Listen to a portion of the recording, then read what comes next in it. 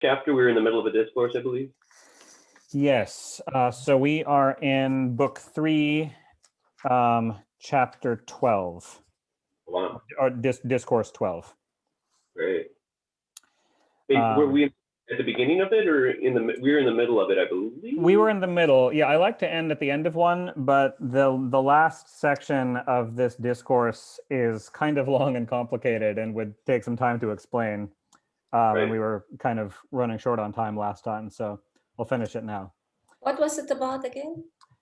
It's about the process of Brahma creating the universe. And this last section, Vidura just asked Maitreya, who is explaining it,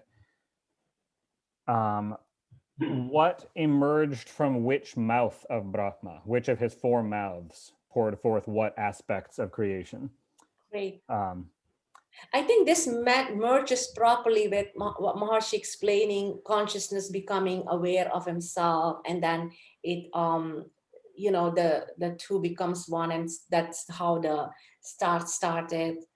It's good to know that one. I mean, yeah, it's kind of matching together. Yeah, great.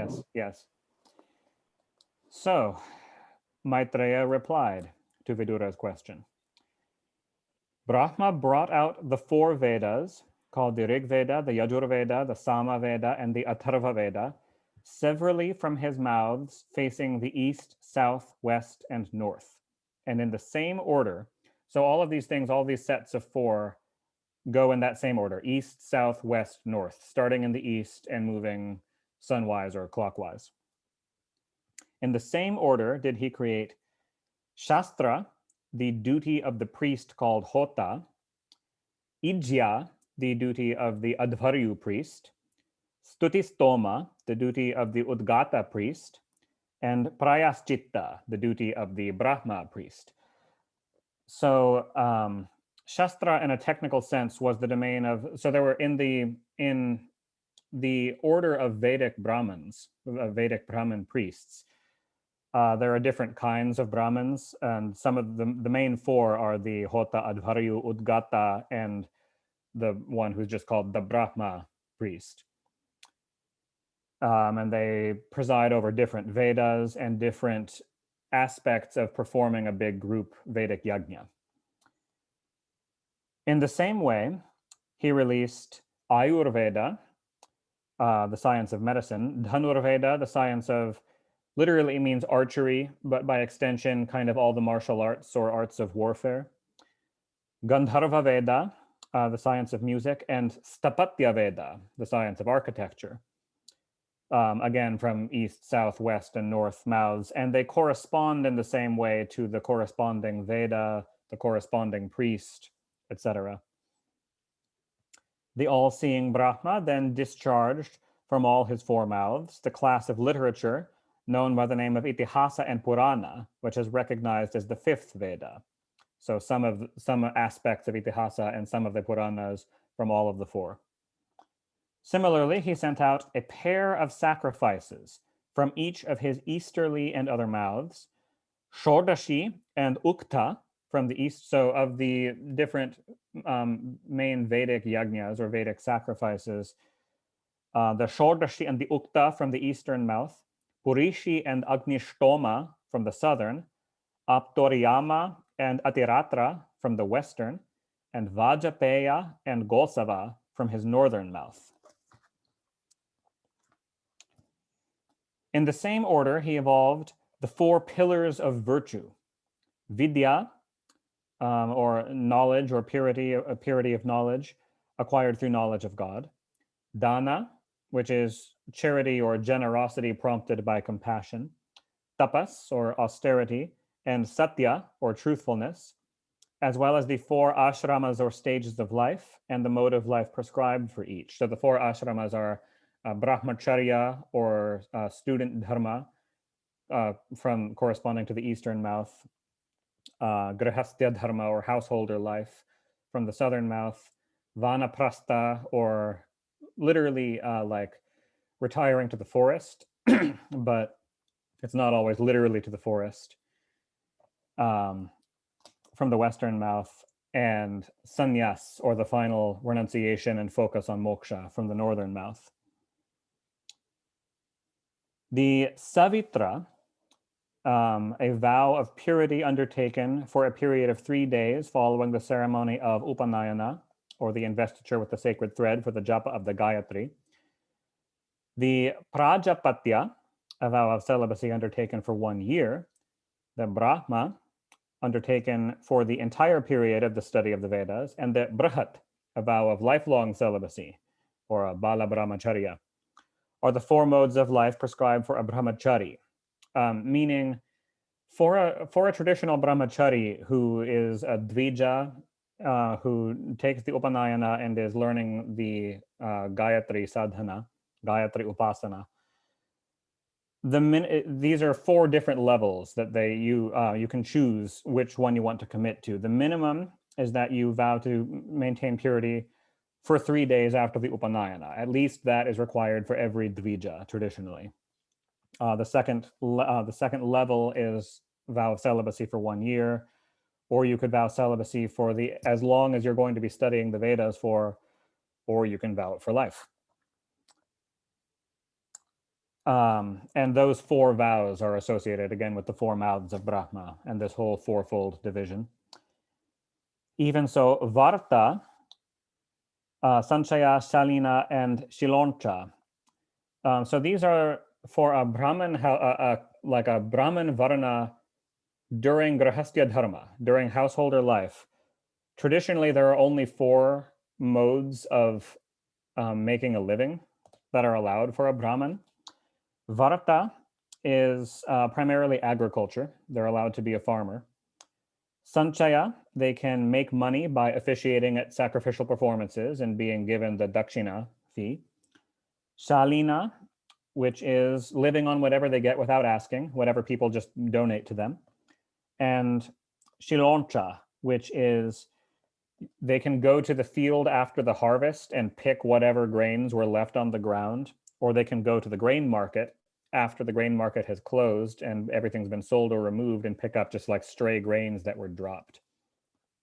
These are the 4 means of livelihood prescribed for a Brahmana householder. And then next are the 4 types of vanaprasthas. Vaikanasas, those living on the produce of uncultivated land, meaning wild harvesting from nature, not cultivated through agriculture, but just like wild harvesting food from the forest or from fields. Valakilyas, those who give away their old stock of food on receiving a new one, meaning anytime they receive food, any food they had left over, even like uncooked grains, they'll give it away. They won't store it up. Audumbaras are a type of vanaprastha who, when you wake up in the morning, you get out of bed, and whatever direction you're facing, sometimes they would put their bed in the middle of a room, not against a wall, so that they could get out in any direction. They would just walk in that direction and beg alms only in that direction for that day. And panapas are essentially what we would call fruitarians, eating things that don't even require the killing of a plant, even like a stalk of rice, but eat only fruits that drop off of plants naturally. They're the kind of 4 levels of more and more intense vanaprastha, and associated with the 4 mouths of Brahma. And the Kutichaka,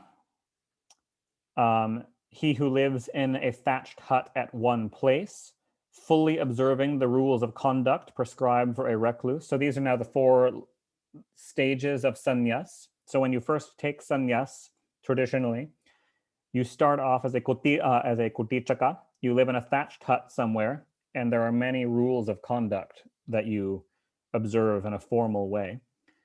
Then at some point, you naturally progress to being a bahudaka, regarding the rules of conduct as secondary and putting a superior importance to just pure knowledge. Then the hansa, he who treads the path of knowledge, who has realized the knowledge that the rules of conduct were pointing toward. And lastly, the paramahansa, or the nishkriya, he who has attained jivan mukta, or attained moksha while still living is the highest level, of course, of sannyasi or of anyone. These are the 4 types of sannyasis or recluses, and again associated with the 4 mouths of Brahma.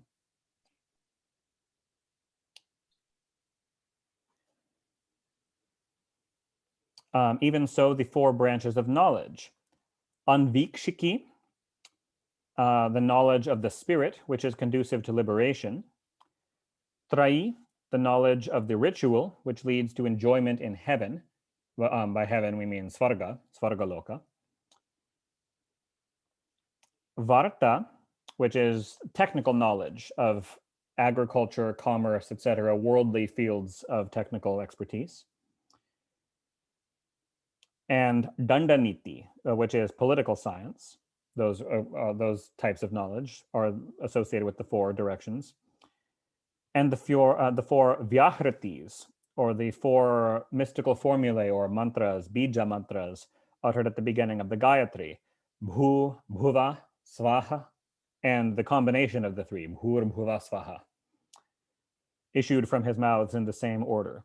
While Pranava, which is, of course, Om, the primal mantra, flowed from the cavity of his heart at the center of all the 4, not associated with any one of the 4 directions. Again, the Vedic meter or chandas of Ushnik appeared from the hair on the body of the all-powerful creator, and Gayatri from his skin, the Gayatri chandas, the Gayatri meter. The Trishtub meter emerged from his flesh, Anushtub from his sinews, and Jagati from the bones of the Lord of creation. These are different poetic meters that the Vedic mantras are structured in. From his marrow emerged Pankti, while Brihati came forth from his breath. Similarly, his consciousness came to be the hard consonants, while his body itself passed by the name of vowels. His indriyas are termed as the sibilants, that's sha, sha, sa, ha, while his physical strength goes by the name of the antastas, or the semi-vowels, ya, ra, la, and va. And the 7 notes of the gamut, the 7 notes of the musical scale, are Shadja, Rishabha, Gandhara, Madhyama, Panchama, Dhaivata, and Nishada, proceeded from the recreation or the play of the Lord of created beings, that music itself was his play. Being Shabda Brahma, personified, the primal Brahman in the form of sound.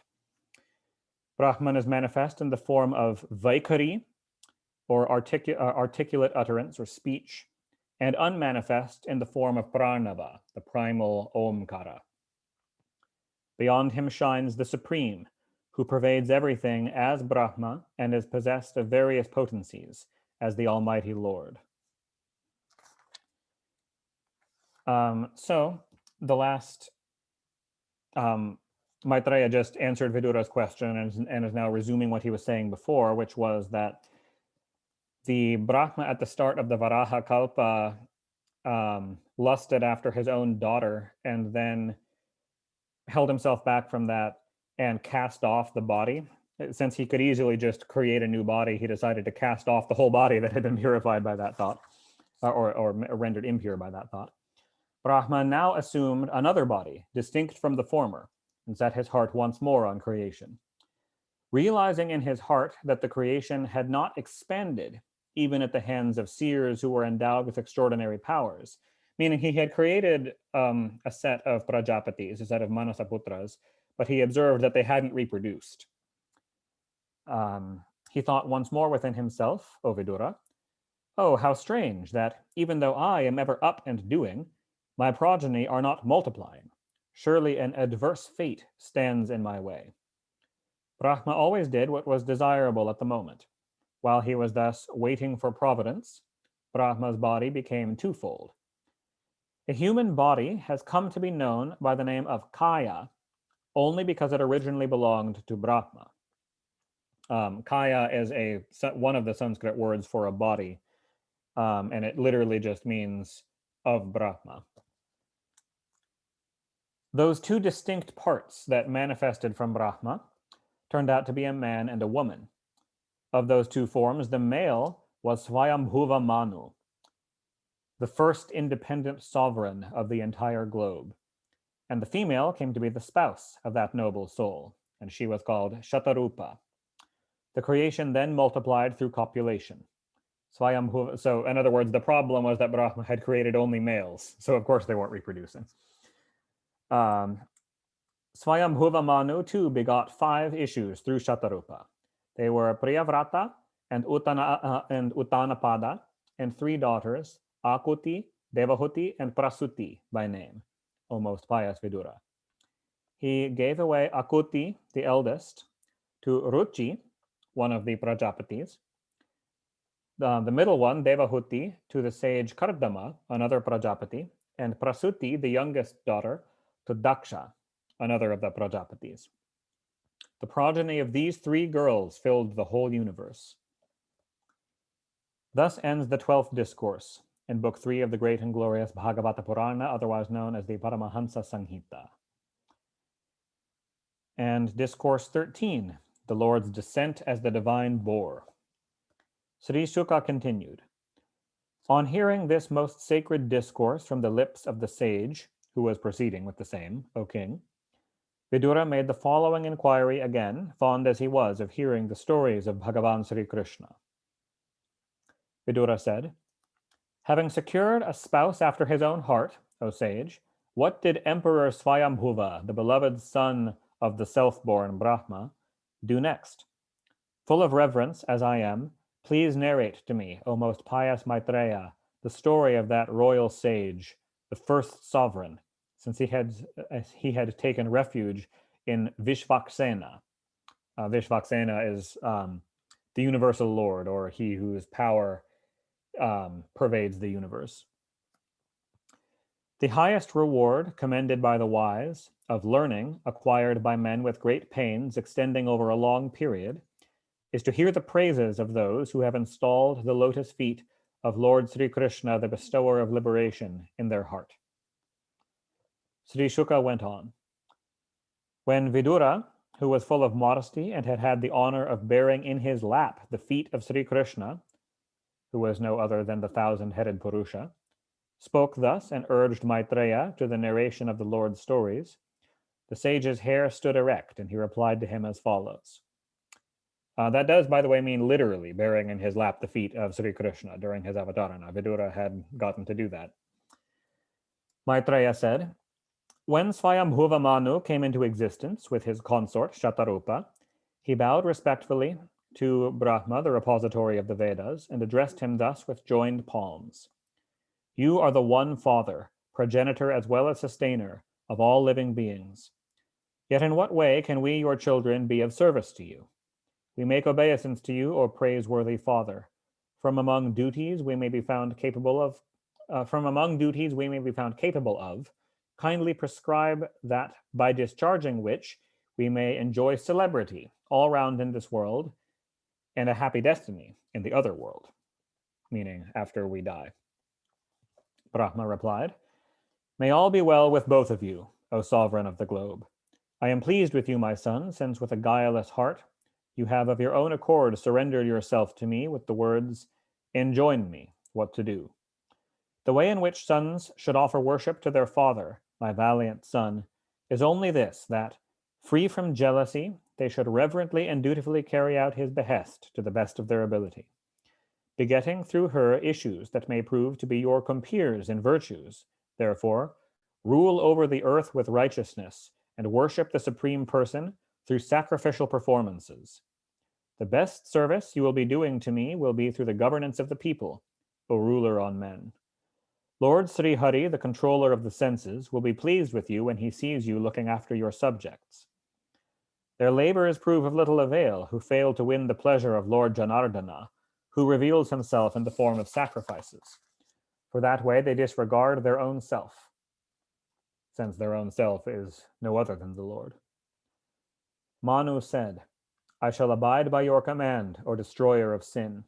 Kindly assign an abode to me, as well as to my progeny, my lord. The terrestrial globe, which is the abode of all living beings, stands submerged in the vast expanse of water. Efforts should be made, my lord, to recover the goddess Earth. So, The text here says the terrestrial globe, but as will become more clear, especially in Book 5 of the Bhagavatam, it's not referring to the globe of Earth that we experience as our planet. What's being translated here as the terrestrial globe in Sanskrit is Bhumandala. It's actually much vaster than the Earth we know. It's an otherworldly, expanded loka, of which our physical Earth is just a small part. So what's being visualized here as the Earth being submerged in the ocean of Patala is cosmologically more complicated. And later on, we'll get to a full explanation of that. But Maitreya continued. Finding the Earth submerged in water, as at the time of final dissolution, Brahma taxed his brain for a long time as to how he should be able to lift her up. Even as I was engaged in pushing on the work of creation, he said to himself, the Earth, which was all the time being washed by the waters, sank to the lowest depths. Now what should be done in the matter by us, who have been charged with the work of creation? Let the Lord, from whose heart I sprang, contrive some device for me. So the reason why there was a former creation, there was an earth plane that is sunken, is because this is the new creation, not after the Mahapurana, when the whole universe was dissolved and had to be recreated, but only after a regular pralaya, when Bhuloka, Bhuvaraloka, and Svargaloka are destroyed and dissolved and recreated, but remnants of them exist. It wasn't that all levels of the universe were unmanifest. And so the recreation only has to be partial. They just have to revive and restore the earth rather than remake it from scratch. As he was thus reflecting, a tiny boar, just as big as a thumb, emerged all of a sudden from one of his nostrils, O sinless Vidura. While Brahma stood looking on, the boar in the air instantly grew to the size of an elephant, O Vidura. This was really most wonderful. Beholding that form of a boar, Brahma with Marichi and other Brahmanas, Sanaka and his 3 brothers, and Swayambhuva Manu, in other words, Brahma and all of his mind-born sons, who were all standing together on the lotus, speculated about the boar in various ways. Who can be this weird creature standing in the guise of a boar? Oh, how strange that it came out of my nostrils. Even though it looked only as big as the upper part of a thumb, in an instant it grew to the size of a huge rock. Might it be Lord Vishnu himself who is exercising my mind? While Brahma was thus pondering along with his sons, the Lord presiding over sacrifices, for the boar was no other than he, who now looked like a huge mountain, in other words, was continuing to rapidly expand in size, roared aloud. The all-powerful Sri Hari delighted Brahma and those foremost Brahmanas by his loud roar, which made the quarters resound. Hearing the roar of the Lord disguised as a boar, which removed their perplexity, the sages, who all belonged to the Janaloka, Tapoloka, or Satyaloka, began to extol him through the holy mantras of the 3 Vedas. I think I've mentioned before that sometimes there's reference, of course, to the 4 Vedas, but sometimes there's reference to the 3 Vedas. Sometimes the Atharva Veda is excluded. The Atharva Vedas, the purpose of its mantras is a little different from the other 3. So for a lot of purposes, the Rig Veda, Yajur Veda, and Sama Veda are used, but the Atharva isn't. The Lord, whose form has been glorified in the Vedas, took the tribute paid to his virtues by those holy men as Veda itself. He gave a loud roar once more, and, sporting like a lordly elephant, entered the waters in the interest of the gods. The divine boar, the savior of the earth, who was possessed of a steel-like frame and whose skin had a thick coat of stiff bristles, first sprang in the air, erecting his tail and shaking his mane, and tore the clouds with his hoofs. He shone most splendid at that time with his white tusks, shedding a luster wherever he cast his glance. Having disguised himself as a boar, even though he was no other than Lord Narayana, representing all the sacrifices in his own person, he went smelling about with his nose in search of the earth, and even though possessed of fearful tusks, he regarded with a gentle look the Brahmanas who were extolling him, and dived into the water. With its bowels torn open by the headlong plunge taken by his body, which resembled a mountain of adamant, the ocean thundered aloud, and tossing up its high waves like so many arms, cried as it were in distress, "Protect me, O Lord of sacrifices." Cleaving the waters with his hoofs, which were sharp as arrows, the Lord, who represents all the sacrifices in his person, then reached the other end of that fathomless ocean, meaning the bottom, the other end vertically, and discovered in the depths of it the terrestrial globe which is the abode of all living beings, and which the Lord had absorbed into his body while about to retire at the end of the previous kalpa. The Lord shone most resplendent as he rose, lifting up the earth on his tusks out of the depths of the ocean where it had been lying submerged. While he was yet in those waters, a demon, Hiranyaksha by name, of irresistible prowess, assailed him with his club in order to obstruct his way. This excited his fury, which blazed forth like his discus, and he playfully disposed of him, even as a lion kills an elephant without any exertion, presumably a lion killing a baby elephant, the ones that they hunt. With his temples and snout stained by the demon's blood, he presented the appearance of a lordly elephant that had just turned up the earth of a mound of red ochre. I don't know if any of you or all of you have seen elephants do this or seen videos of elephants do this. It's actually a very potent image. Elephants love to kind of dirt bathe. They love to bathe in water too, but they love to bathe in dirt. And they'll find kind of exposed dirt that's not rooted with grass and just dig their tusks into it and like toss it up, and they'll tip their head back and pour it over themselves and like bathe their face in mud. And so it's a very vivid image to describe the boar as being his face just like smeared with demon blood from his tusks. Even as the Lord, who was dark as a tamala tree, lifted the earth on the ends of his white tusks, like an elephant carrying a lotus on his tusks. That's another thing elephants will do because they bathe in ponds all the time. If there's lotuses in the ponds, which have a very wide under the flower of the lotus, there's a very wide kind of lily pad-like structure. And elephants, as they dip, will sometimes, even just by accident, lift them up on their tusks. This also makes more sense because the earth that's being referred to is visualized here not as a globe, but as a wide, flat, circular disc of Bhumandala. And so it even more resembles an elephant lifting up a whole lotus pad across its two tusks. Even as he lifted the earth, dear Vidura, Brahma and others recognized him, and joining palms, waited upon him with hymns of praise that closely resembled Vedic mantras. The sages said, "Victory, victory to you, O invincible Lord, the promoter of sacrifices. We make obeisance to you even as you shake your own body, consisting of the three Vedas." In other words, shake the water off, like a boar or like a dog will often do this as it emerges from water. "We bow once more to you who have assumed the form of a boar with a special object, and in the pores of whose bristles lie hidden the various sacrifices." In other words, that the whole body of the avatar is made of yajnas. "This form of yours, O Lord, made up as it is of yajnas, is one that cannot be easily perceived by the sinful. The various Vedic meters, the chandahas, Gayatri, etc., find a place in your skin.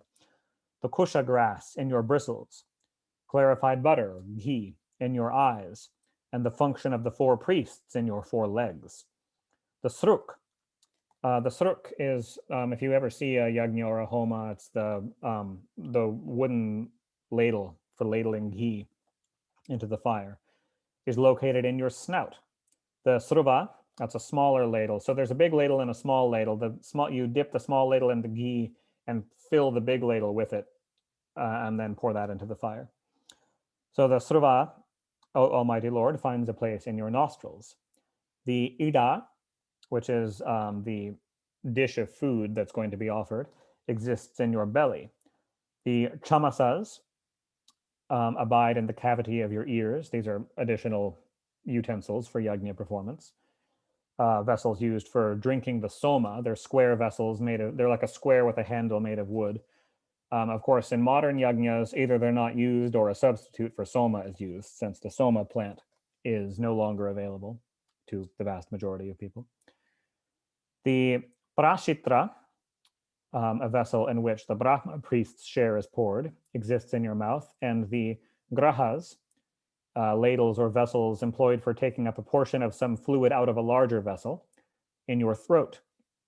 And your act of chewing, O Lord, constitutes the agnihotra, the pouring of oblations into the fire. Your repeated descent as different avatars is what is known as the dikshaniya ishti, the offering of oblations into the fire at the time of consecration for a sacrifice. In other words, at the time of ishti, which is determined by Jyotish. The three ishtis, known by the name of upasads, which precede the sutya, or the pressing of the soma in a jyotishtoma sacrifice, constitute your neck. The prayaniya ishti, that which follows the diksha, or consecration of a king is called diksha, but so is the initiation of a disciple under a guru. And the udayaniya ishti, which is performed at the end of a yajna, are your tusks. The pravargya, which is the ceremony called the Mahavira, performed at the beginning of every upasad, forms your tongue. The sabhya and the avasatya fires form your head, and the putting of bricks in layers or rows for the preparation of a sacrificial altar, the building up of the yajna kunda, constitutes your vital airs, revealed as you are in the form of a sacrifice. Your generative fluid, or semen, is the soma, and your sitting posture constitutes the sacrificial rites performed thrice, the Trikala Sandhya rites, at the morning and midday and in the evening every day. The 7 constituents of your body are the 7 classes of main sacrifices: the Agnishtoma, Atyagnishtoma, Ukta, Shodashi, Vajapeya, Atiratra, and Aptoryama. Those are the 7 main types of Vedic sacrifices. While the joints of your body constitute all the satras. The satras are a series of sacrifices continued over the course of a number of days. In this way, you combine in your person all the yajnas and kratus. So normally, yajnas is used in the sense to mean all the Vedic sacrifices are called yajnas, but in a technical terminological sense, kratus are the soma sacrifices, and yajnas can also be used to mean all the other ones in which soma is not used. The tendons of your body forming the various sacrifices. Hail, hail to you, who represent in your person all the mantras employed, the deities worshipped, and the materials used in a sacrifice, as well as all sacrificial acts and other activities. Nay, you also embody the wisdom gained through dispassion, devotion, and self-control, and are our teacher, imparting all sorts of knowledge. Hail, hail to you. Born by you on the pointed ends of your tusks, O Lord, the earth with its mountains, O supporter of the globe, shines resplendent like a lotus plant, with leaves supported on the tusks of a lordly elephant emerging from water. Again, with the terrestrial globe supported on the tusks, this boar-like form of yours, which consists of the 3 Vedas, looks as charming as the beauty of a huge mountain, with a mass of clouds hanging on its summit. Place this mother of the entire animate and inanimate creation, who is your spouse, in other words, Bhudevi, firmly, in order to make her habitable for all, for you are their father. Then we shall make obeisance to you as well as to her, in whom you have deposited your seed, even as the sacrificer invokes the sacrificial fire in the Arani. The Arani is like the kindling log, the first piece of wood lit for a fire ceremony. Who else than you, O Lord?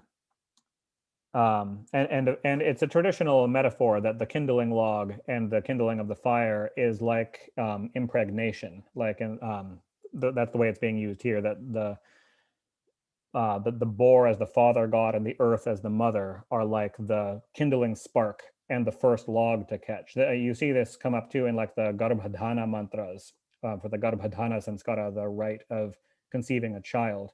It uses the same metaphor of the kindling a fire in the Arani, being like starting a pregnancy. Who else than you, O Lord, could venture to lift up the earth that had sunk into the lowest depths of water? This is, however, nothing miraculous for you, the abode of all wonders, who have created this most marvelous universe by your Maya. When you shook your body composed of the Vedas, we, the inhabitants of the Janaloka, Tapoloka, and Satyaloka, got splashed and thoroughly depurated by the drops of holy water flying from the end of your mane. This is kind of, again, if you attend a Vedic yajna or homa, usually at the end or near the end, the priest will shower everybody with drops of water, of the holy water that has been sitting next to the yajna kunda and being charged with its blessings. And so they're saying that when Varaha Avatar emerged from the ocean and shook himself, all the lokas were sprayed with his water, and they took it like the blessing at the end of a yajna. Alas, he has verily lost his wits who seeks to know your endless exploits in their totality, because that is impossible, they are infinite. O Lord, bring happiness to the whole universe, which stands deluded through contact with the objects of senses, brought about by your Yoga Maya. Maitreya resumed, or continued. While being thus extolled by those sages through verses closely resembling the Vedic hymns, the protector of the universe in the form of the boar placed the earth on the surface of the water, which supported his hoofs. The water supported his hoofs, he was standing on it. Having thus placed on the water the earth, which he had sportfully lifted up from its depths, the Almighty Lord Sri Hari, the protector of all beings, went out of sight. Lord Janardana is quickly pleased in his heart of hearts with him who thus listens to or narrates with devotion the blissful and charming story of Sri Hari, this story, the very thought of whom rids one of all sorrows and sins, and whose sportful activities are all worth recounting. What is hard to obtain when he who is capable of granting all our desires is pleased? So have done with such blessings as are of little value. For on those who adore him with their mind exclusively fixed on him, that supreme Lord who is seated in the heart of all confers his highest state of his own accord.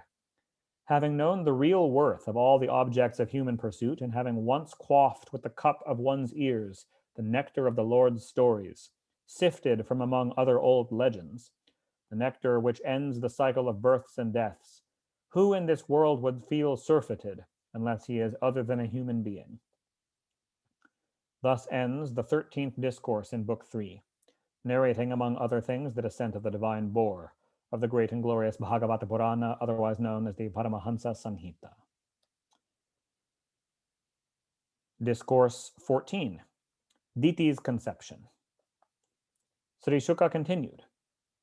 Vidura, who had taken a vow of hearing the Lord's praises, did not feel satiated, even on listening from the mouth of Maitreya, the son of Kusharu, to the story of Sri Hari, who had taken the form of a boar with a special motive. With joined palms uplifted, he therefore questioned the sage again.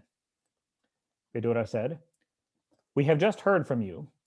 He says we because he's not the only one sitting there listening to. Maitreya is mostly talking to Vidura, but there are other people sitting there too. So we have just heard from you, O crest jewel of sages, how Hiranyaksha, the earliest of the Daityas, was slain by Sri Hari, who had taken the form of a boar. As he was playfully engaged in lifting up the earth out of water on the ends of his tusks, how did he come to have an encounter with that demon king, the holy sage? Because indeed, Maitreya did kind of gloss over that battle. Maitreya replied, "You have asked a good question, O valiant Vidura, inasmuch as your inquiry relates to the story of Sri Hari's descent, which cuts asunder the noose of death in the case of mortals. It was through the story of Sri Hari, narrated by the sage Narada, that Dhruva, even as a child, set his foot on the head of death and ascended to the abode of Sri Hari." There's a footnote here explaining it, but we'll get to that later. The whole story of Dhruva is given later in the Bhagavatam. Now, in this connection, I have heard the following anecdote, which was told of yore by Brahma, the god of gods, in response to a query by the gods. Once Diti, a daughter of Daksha, who was eager to obtain a son, sought the company of her husband Kashyapa, son of Marichi, while it was only dusk, stung as she was by love O Vidura, stung by the arrows of Kamadeva, so to speak. In other words, that she wanted to have sex. Having just finished offering oblations of rice boiled in milk to the Supreme Person, the Lord of Sacrifices, who has the flames of fire for his tongues, in other words, that he offered it into a fire, the sage, Kashyapa, sat absorbed in deep meditation in the shrine of fire, knowing that the sun was about to set.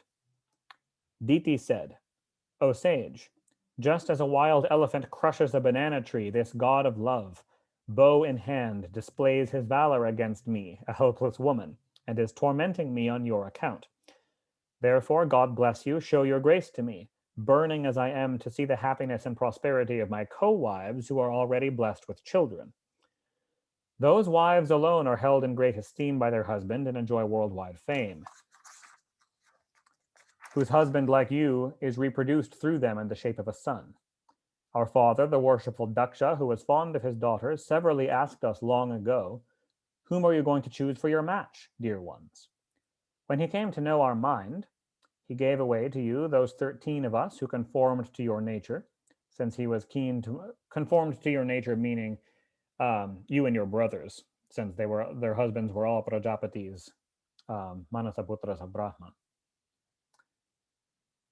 Gave away to you those 13 of us, well, or other, they weren't all Prajapatis, they were all Manasaputras of Brahma, like Manu also, since he was keen to multiply his race. Therefore, O blessed Lord with lotus eyes, be pleased to grant my wish, for the afflicted never resort to the great in vain, O perfect one. Seeing her miserable and pleading much in the aforesaid manner, and finding that her reason had been clouded by intense passion, O heroic Vidura, Kashyapa, the son of Marichi, replied to her in a conciliatory tone as follows. I shall presently gratify you by granting your wish, O timid one. Who would not grant the desire of one's own wife, through whom one is able to achieve the threefold object of human pursuit? Meaning dharma, artha, and kama. Even as one is able to cross the ocean by means of vessels, so does a married man cross the ocean of woe through married life, taking with him the other 3 ashramas as well. Meaning that it is householders who support students and recluses by providing for their material needs. The scriptures speak of a wife as the other half of the body of a man seeking the 3 objects of human pursuit, O proud lady. In other words, any man who has not taken sannyas. For shifting his whole burden to her, a man of maintaining the household, a man moves about free from anxiety. Just as the governor of a fortress easily conquers a host of marauders, so by falling back upon her, we householders are able to subdue without any difficulty enemies in the shape of our senses, which people belonging to the other ashramas find hard to conquer, since they lack the help of a wife. We cannot get absolutely square with you, O queen of the house, in a whole lifetime, nay, not even in lives to come, nor can others who have a bias for virtues. In other words, we cannot repay to you all that you do for us. Nonetheless, I shall do my best to grant this desire of yours for offspring. But please wait for an hour or so, in order that the world may not reproach me. The present is a most ominous hour, favorable to frightful creatures and fearful to look at. At this hour, the ghosts and spirits forming the retinue of Sri Rudra move about. At this juncture of day and night, O virtuous lady, Lord Rudra, the protector of all beings, goes about on the back of his bull Nandi, accompanied by his entourage of ghosts. With his glittering mass of matted hair thrown into disorder and soiled on account of the dust raised by whirlwinds sweeping the cremation grounds, and his silver white body covered with a coat of ashes, Lord Shankara, your sister's husband, since indeed one of Diti's sisters was Sati, the first wife of Shiva, is watching all with his 3 eyes being the sun, the moon, and fire. No one in the world is akin or alien to him, and no one is highly esteemed or despised in his eyes. Yet the pity of it is that we, for our part, covet as a reward for our religious observances that very Maya which he, Rudra, has enjoyed and spurned. Those wise men who are keen to pierce the veil of ignorance recount his spotless doings. Although there is none equal to him, much less greater, and he is the goal of the virtuous, yet he conducts himself in the manner of fiends, moving about all naked, besmeared with ashes, and adorned with a wreath of skulls, and so on.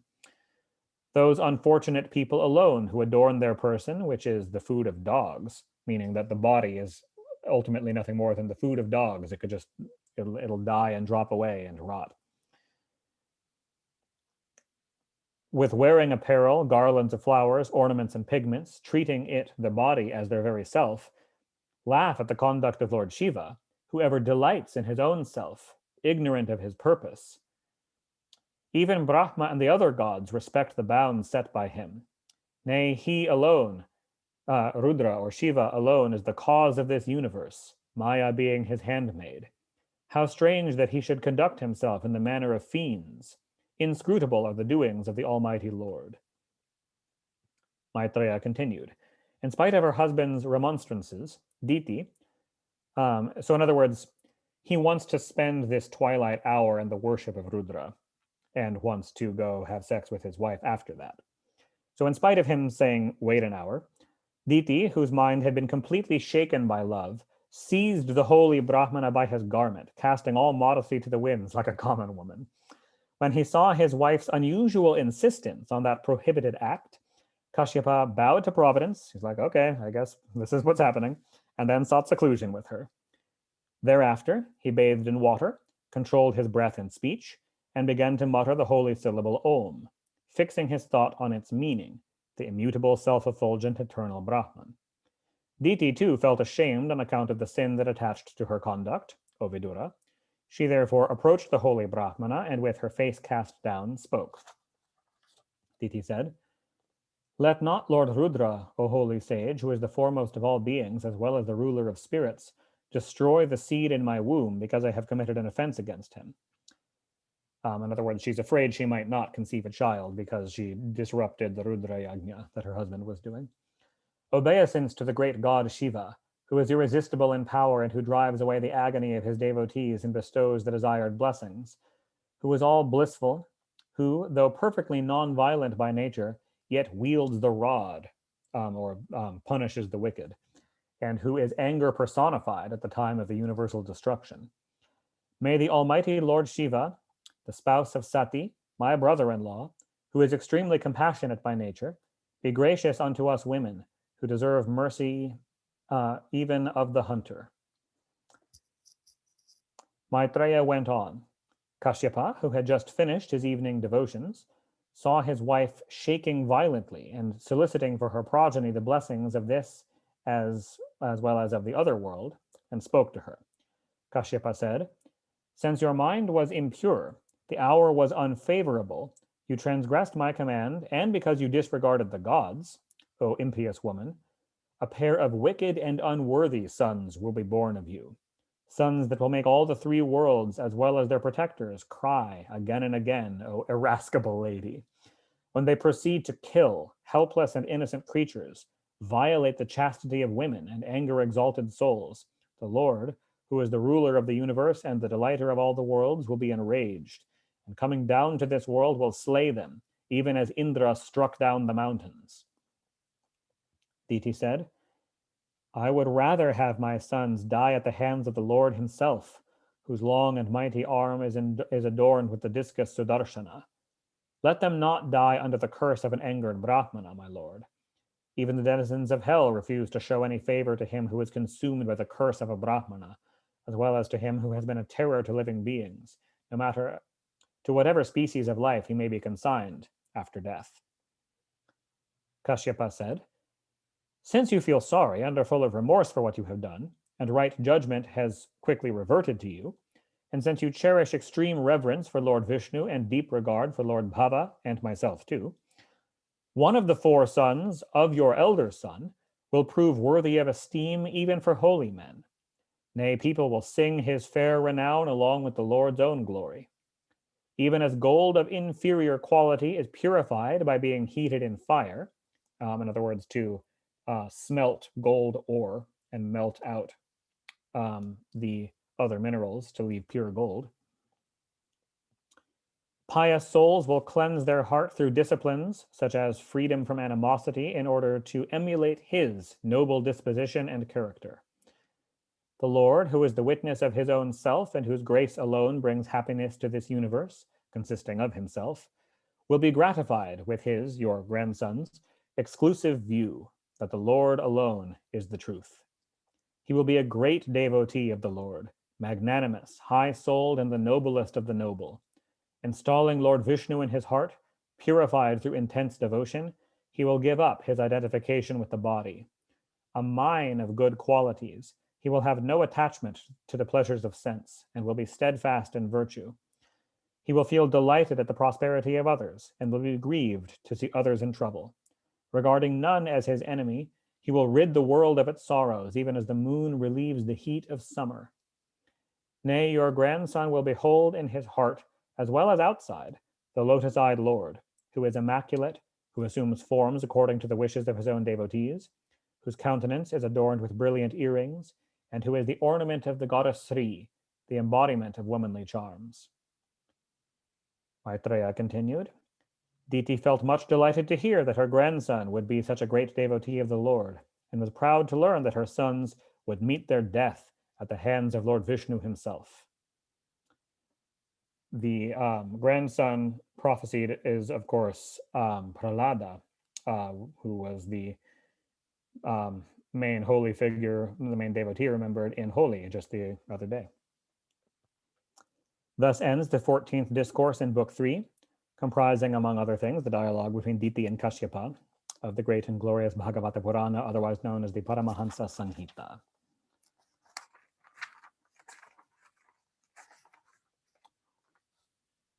I think we can do one more discourse and end at the end of this one. Discourse 15. Sanaka and his three brothers pronounce a curse against Jaya and Vijaya. Maitreya resumed. Apprehending trouble to the gods, Diti retained for 100 years the aforesaid seed of Kashyapa, which was powerful enough to put down the enemy's strength. In other words, she remained pregnant for 100 years, not wanting to give birth since it was foretold that her children that she gave birth to would bring such trouble to the world. The seed within her dimmed the light in the world, and the guardians of the various spheres too lost their splendor, because they were like absorbing all the splendor of the world into the children in her womb. So the guardians of the various spheres complained to Brahma, the creator of the universe, about the spread of darkness in all directions. The gods said, "You must be knowing, O Lord, about this gloom of which we are very much afraid. We are sure nothing is hidden from you, inasmuch as the range of your knowledge is unaffected by time. O God of gods, O maker of the universe, O crest jewel of the guardians of all spheres, you know the mind of all living beings, big and small. Hail, hail to you whose strength is knowledge, and who have assumed this form as well as the quality of Rajas by your own Maya, your cause being unknown. All the worlds are woven into you. Nay, the whole of this universe, consisting of both cause and effect, is your body. Really speaking, however, you are beyond all this. They who contemplate on you, the creator of all jivas, with exclusive devotion, having controlled their breath, senses, and mind, and whose yoga has ripened, cannot meet with discomfiture from any quarter since they have secured your grace. Governed by your word, even as oxen are controlled by a rope, all created beings bear offerings to you, subject to your control. Therefore, hail to you, the chief controller of all. People have failed to perform their duties because of this darkness. Kindly do that which is good to them, and be pleased to regard us who are in great affliction with an eye expressing abundant compassion, O infinite Lord. Enveloping all the quarters in darkness, the seed of Kashyapa placed in Diti's womb is developing as fire thrown in a pile of firewood. Maitreya went on. Lord Brahma the self-born, O mighty armed Vidura, to whom the above prayer was addressed, laughed and replied in sweet words to the great delight of the gods. Brahma said, My mind-born sons, Sanaka and his three brothers, who are the eldest of you all, went about the various worlds by air, free from attachment to them. Once upon a time, they went to the realm called Vaikunta, of Lord Vishnu, whose mind and body are purely divine in substance, a realm which is adored by all other realms. All the people living there are endowed with a form similar to that of Lord Vaikunta himself, Lord Vishnu himself, and is attained by those alone, and it is attained, Vaikunta is attained, by those alone who have worshipped Sri Hari through the disinterested performance of their duty. Disinterested meaning unattached to the fruits of their actions, karma yogis. They are the most ancient person, who can be known only through the Upanishads and who is righteousness personified, dwells, having assumed a form which is made of sattva unmixed with rajas, and delighting us, his devotees. In that realm there is an orchard called Naisrayasa, which is beautiful, which is beatitude incarnate, as it were, and which is resplendent with trees that yield all that is desired and are laden with fruits and flowers in every season. Seated in aerial cars with their consorts, the Gandharvas sing the stories of their master that are capable of wiping out the sins of the whole world. Even though their mind is distracted by the fragrance of Madhavi flowers, laden with honey and blossoming in water, they censure the breeze, essentially because they are, by comparison to the fragrance and the holiness of Vishnu, they will say that even that heavenly spring breeze is infinitely less. When the king of bees hums in a high pitch, singing the story of Sri Hari, as it were, there is a temporary lull in the noise of the pigeon, the cuckoo, the crane, the chakravaka, the chataka, the swan, the parrot, the partridge, and the peacock. Seeing that the Lord adorns his person with wreaths, etc., made of the leaves of tulsi, and also holds its fragrance, the fragrance of tulsi, in great esteem, the flowers of the mandara, kunda, and kurabaka, the lily, the champaka, arana, punnaga, naga kesara, and bakula, the lotus, and the parijata in that realm, though all fragrant, recognize that tulsi did greater penance than any of them. That realm is crowded with aerial cars made of lapis lazuli, emerald, and gold, which are secured there as a result of mere obeisance at the feet of Sri Hari.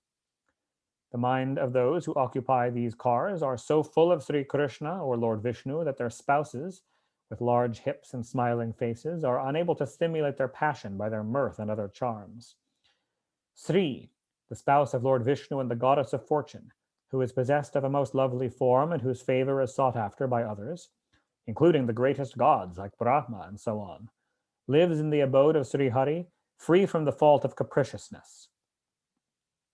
So the goddess Lakshmi is sometimes called capricious because she is embodied as wealth, which of course comes and goes in the material world, but she is absolutely free from capriciousness in her real form in Vaikuntha. Moving about in that palace with the anklets on her feet making a tinkling sound, and with a lotus flower held in her hand as a plaything, she is seen reflected in the crystal walls, inlaid with gold here and there, as if engaged in dusting the house. While engaged in worshipping the Lord with tulsi leaves in her own pleasure garden in the midst of her attendants, Sri Lakshmi happens to see her face with beautiful tresses and a prominent nose, reflected in ponds containing limpid waters and provided with stairs of corals, and deems it fortunate in having been kissed by the Lord, O beloved gods. They can never attain to that realm who hear undesirable talks that pervert reason, centering around topics other than the exploits of the Lord, who shatters the sin of his devotees. Talks which, when heard by those unfortunate men, rob them of their merit and throw them, alas, into the dark regions of hell where they find no shelter. Alas, they who do not offer worship to the Lord even after attaining human birth, which is solicited even by us, and where one can acquire the knowledge of truth as well as religious merit, are deluded by his Maya, which is projected everywhere. On the other hand, they alone attain to that realm, which is located even higher than our abode, the Satyaloka, who have reached beyond the jurisdiction of Yama by virtue of their devotion to Lord Vishnu, who are possessed of an enviable character, and whose eyes stream with tears, and whose body is thrilled all over when they are beside themselves with love, while talking to one another about the glories of their Lord. The sages, Sanaka and his three brothers, felt supremely delighted when they reached by dint of their yoga maya the divine and unique realm of Vaikuntha, presided over by Lord Vishnu, who is the sole object of reverence for all the worlds and shone resplendent with the wonderful aerial cars of the foremost gods. Having passed through 6 entrances to the Lord's residence without feeling attached to anything. So there's, to enter Vaikuntha, there's 7 gates that you pass through one after another. So they passed through the first 6. They saw at the 7th gate 2 shining beings of the same age, armed with a mace and adorned with most valuable armlets, earrings, and diadems. With a garland of sylvan flowers, which attracted to it a swarm of intoxicated bees, placed round their neck and between their 4 swarthy arms, they wore a countenance which looked somewhat agitated from their arched eyebrows, distended nostrils, and reddish eyes. Even while they looked on with their eyes wide open, the sages, who move about everywhere knowing no obstruction or fear, since they indiscriminately regard everyone as their own self, entered the gate in the charge of these porters, just as they had passed through the former gates, which were furnished with doors of gold and diamond, without asking their permission. The 4 boy sages, who had nothing to cover their bodies with except the atmosphere, in other words, they were naked, looked only 5 years of age, even though they were the eldest of Brahma's creation and had realized the truth of the self. But when the porters, who happened to possess a disposition which was quite unpalatable to the Lord, saw the sages, they blocked the sages' way with their staff, despising their glory, although the sages did not deserve such treatment at their hands. Being thus forbidden by the 2 chief porters of Sri Hari, while the other divinities looked on, even though they were by far the fittest persons to be admitted into the Lord's presence, their eyes turned slightly red all of a sudden on account of anger, at their longing to see their most beloved friend being thwarted, and they spoke. The sages said, "Of those who attain to and dwell in this realm as a result of their devoted worship to the Lord and imbibe the qualities of their master, how is it that you 2 should have developed such a discordant disposition? When the Lord is extremely pacific and has no quarrel with anybody, there can be none deserving to be suspected by you here on your own analogy, who happen to be the only impostors in this realm. The enlightened inhabitants of this realm do not perceive their non-identity with the Lord, who contains the whole universe in the cavity of his abdomen. On the other hand, they find themselves comprised in the Lord, even as the space in a jar is included in the infinite space." So in other words, meaning that you can refer to the space in a jar and see that it is in a jar, but it's not somehow not part of the totality of space in the world. Likewise, the consciousness in a jiva is recognizable as an individual, but it's not somehow categorically different from the wholeness of the Lord. What then has happened to you who are invested with a divine body, which has filled you with fear caused by diversity on his account? Therefore, we are contemplating what should be a meet punishment for your sin, in order that good may eventually be done to you, the 2 dull-witted servants of the Supreme Being, the Lord of Vaikuntha. Since you smell diversity even here, go you hence to those spheres where the 3 vicious propensities, lust, anger, and greed, are one's deadly enemies. Hearing this utterance of the sages and knowing it to be a curse from the Brahmanas, which could not be counteracted even by multitudes of missiles, the 2 attendants of Sri Hari, who was afraid of the Brahmanas even more than they, immediately prostrated themselves on the ground, clasping the sages' feet with great humility. "You have meted out to us a punishment which is but meet for an offender. Let it therefore take effect, so that it may purge us in toto of the sin of showing disrespect to the Lord, by insulting you, who are worthy of his respect. But if you feel the least compunction due to compassion for us, let us not fall a prey to infatuation that may efface from our mind the memory of the Lord when we descend into the lower regions." So I want to mention here, this was just kind of slipped in here as a little aside, that Sri Hari is afraid of the Brahmanas even more than they, even more of his gatekeepers. Commentators on the Bhagavata have made a lot of that. It does seem to state right there that Sri Hari is afraid of the human Brahmins. The general interpretation of commentators on that verse, I'm actually a little bit surprised that the Gita translation doesn't give a footnote to that, but a lot of commentators on this scripture have pointed that this is actually a great mystery of bhakti yoga here, that the that the greatest devotees of the Lord, by strength of their devotion, compel him to make exceptions, that the path of pure bhakti yoga is essentially the path of attaining moksha by persuading Hari, or whatever form the Ishtadevata takes, to intercede on your behalf and grant you moksha, motivated by the sheer strength of your devotion. And that being afraid of the Brahmanas here means being compelled by the strength of devotion. It was just holy, and we also just mentioned Prahlada in this reading. Prahlada is a great example of somebody who, just by sheer strength of his devotion, not even praying for anything for himself, compels Vishnu to bend the laws of reality, to render him unburnt by fire, to render him indestructible by any kind of physical harm. That devotion can compel the Lord to bend his own laws of the universe that he made. That's normally what that reference in this passage is taken to mean. That very moment, the Lord, whose navel is the seat of a lotus, and who is the delight of the righteous, learnt about the insult thus offered by his own servants to saints, and went to the spot on those very feet which were sought after by recluses and great sages, accompanied by Sri, his spouse. The sages saw that the Lord, who was the goal of their samadhi, had arrived before their very eyes, accompanied by his own attendants, who carried articles suited to the visit, such as the umbrella, chowries, and so on, the symbols of kingship or rulership. The white umbrella, which was held over his head, looked like the moon, while the strings of pearls hanging from its edge and dancing in the cool breeze coming from the pair of chowries, the yak tail fans, that were being waved on both his sides and shone like swans, looked like drops of nectar falling from its rays.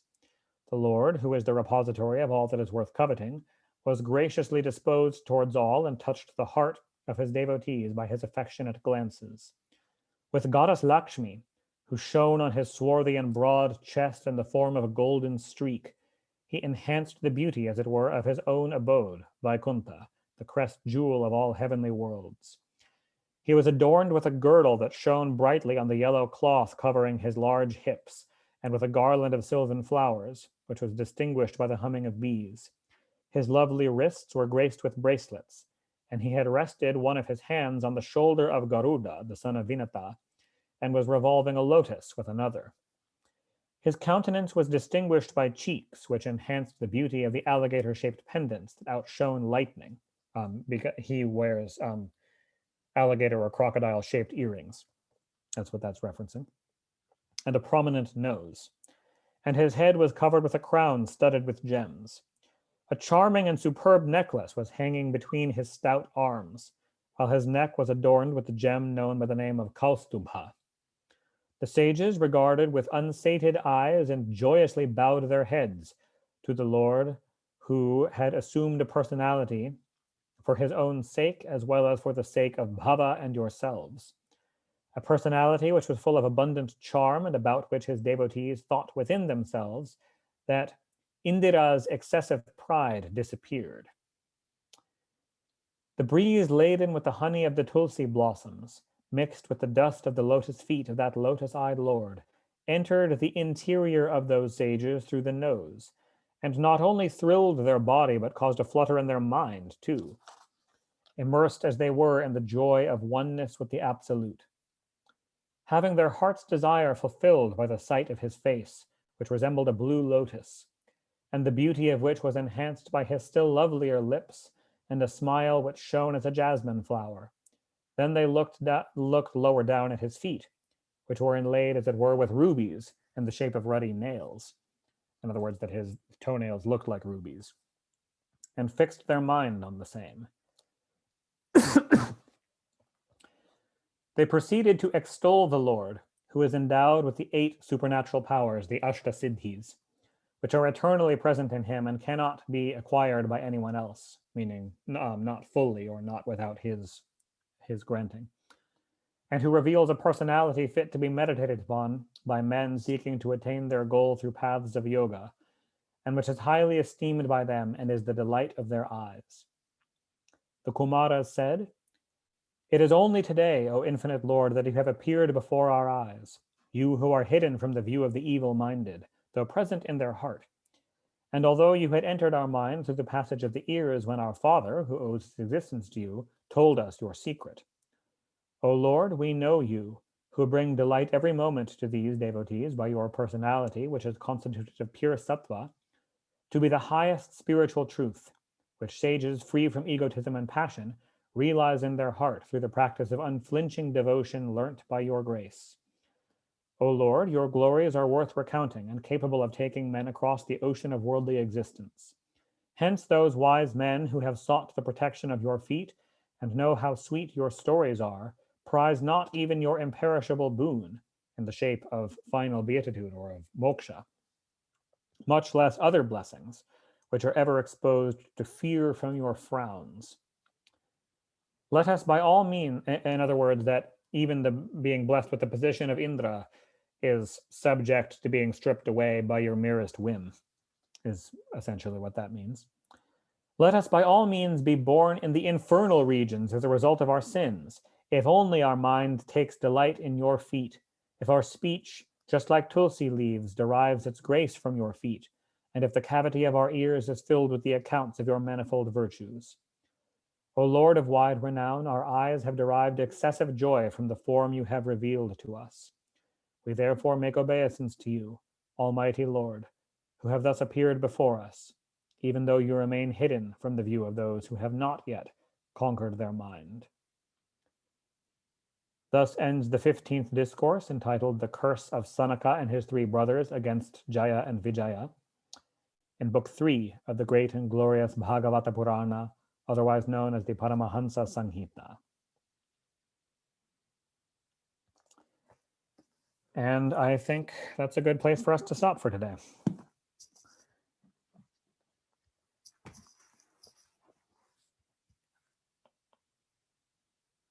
I enjoyed it. Yeah. I love it when it gives the descriptions of Vaikuntha. Those are some of my favorite passages. Yeah, it's beautiful. Yeah. Amazing. There's no word. I like the way it's written. The writer Vedavyas, he starts in a very beautiful way, and then everything he writes next has always to do something before and afterwards. Yeah. And Yeah. right away, it answers all the questions anyone has in the entire life at the end of the book. So it's really nice. Yeah. So you can stop the recording so we can talk Yeah. a little and